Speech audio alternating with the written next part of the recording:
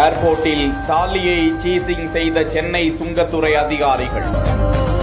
365 நாட்களுக்கு பிறகு தாலியை காத்த நீதி தேவதை. இலங்கையைச் சேர்ந்த அந்த தமிழ் பெண் கடந்த 2023ஆம் ஆண்டு டிசம்பர் மாதம் புதிதாக திருமணமாகிய நிலையில் தனது குடும்பத்தினருடன் இலங்கையிலிருந்து சென்னை விமான நிலையத்திற்கு விமானம் மூலமாக வந்திருந்தார். வழக்கமாக சுங்கத்துறை அதிகாரிகள் நடத்திய சோதனையில் அந்த இலங்கை தமிழ் பெண் தாலி செயின் அணிந்திருந்த நிலையில் அதனை பறிமுதல் செய்த விமான நிலைய வான்நுண்ணறிவு பிரிவு சுங்கத்துறை அதிகாரிகள் அவை கடத்தல் நகை என வழக்கு பதிந்து அதனை பறிமுதல் செய்தனர். ஆனால் அப்போதே அந்த பெண் அது தாலி செயின் கலாச்சார மரபு தொடர்புடையவற்றை எப்படி பறிமுதல் செய்வீர்கள் என கேள்வி எழுப்பியிருந்த நிலையில் அதனை சுங்கத்துறை அதிகாரிகள் ஏற்றுக்கொள்ளவில்லை. இதையடுத்து அந்த பெண் வழக்கறிஞர்கள் மூலமாக சுங்கத்துறையினருக்கு நோட்டீஸ் அனுப்பியிருந்தார். இதையடுத்து சென்னை உயர்நீதிமன்றத்தை நாடினார் அந்த பெண்.